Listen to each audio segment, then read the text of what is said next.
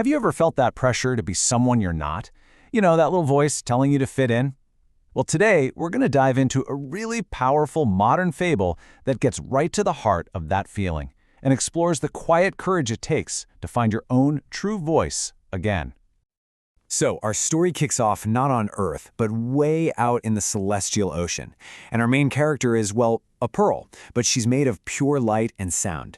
And here's the thing, she wasn't just some passive, beautiful object. No, she didn't just exist to be seen. She had a voice, a song that was completely and totally hers. So, what was this song all about? I mean, what was this original, authentic voice really made of? Yeah, this was not just any tune. It had this tangible, almost magical effect on the entire universe. We're talking about a melody so pure it could literally make the stars dance in the sky and pull in these incredible, mystical creatures. It was a force of nature, a pure expression of cosmic harmony. And get this, the source of her happiness wasn't what others thought of her or what she had. Her joy was rooted entirely in self-knowledge, just a complete, total connection to her own identity. She knew who she was, and that was everything. But you know how it goes. This perfect, harmonious existence, it was about to get a shakeup. And for the Pearl, that first shift came as a little whisper from a world far, far away. This is the siren's call of external validation, right? It's the promise of a totally different kind of shine, one that comes from jewels, fancy clothes, stages, and of course, the applause of others. And she was enchanted by it. So she descends to Earth and takes on the form of a young girl. And this, right here, is where things start to get really complicated. She gets to Earth with that amazing celestial voice of hers still intact, but the world immediately starts trying to change it. So the very first piece of advice she gets, it's not about her soul, not about her art. Nope, it's about being trendy. The world basically tells her that to be heard, she first has to look the part, to squeeze into whatever mold is popular right now. And then the pressure just ramps up. It's not just about her appearance anymore. Now it's about her actual performance. Her song now has to serve an audience, to cater to what they want, to win their approval. And this is the final blow, the knockout punch. The world tells her to completely disconnect from her own feelings. Forget authenticity. It's all about commerce now. Her inner truth has to be sacrificed for market value. And just look at the difference here, the two worlds she's caught between. Her true song, it came from the heavens. It was made of truth, and its only purpose was just to be. But this new, borrowed song, it comes from the showcase. It's made of illusion, and its only purpose is to please. So what's the consequence of all this? Well, she kept singing. She was still performing, but that inner light, the soul of her song, it just started to fade.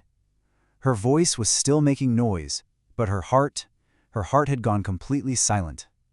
But it's often in that quiet, empty place that a moment of reckoning finally shows up.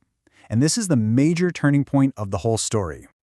And it brings up this huge question, not just for her, but for all of us, right? When you've spent so long singing someone else's tune, how in the world do you even begin to remember your own? And this is that moment of grace. She's just exhausted, tired of living on borrowed shine. So she sits by a lake, and in the stillness of the water, she sees a reflection. But it's not the performer she's become. It's a simple child with pure eyes, singing from the soul.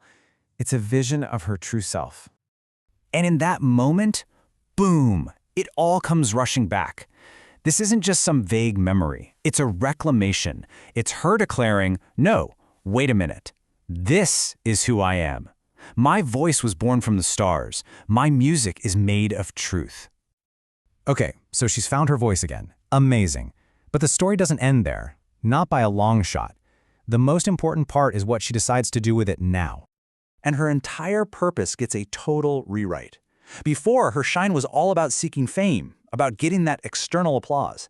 But now, her rediscovered glow has a completely new goal: to awaken that same truth in other people, to create internal resonance. And with this new mission, she's given a new name, one that says it all: hope.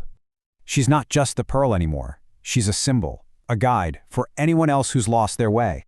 This is the core message she shares now, and it's aimed at every single one of us. It's this powerful reminder that our purpose isn't to collect shiny things on the outside, but to express that unique frequency that vibrates only inside of us.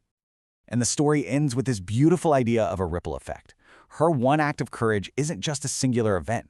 It becomes a catalyst, inspiring others to break free from their own illusions and find their own voices, which in turn creates more and more light in the world.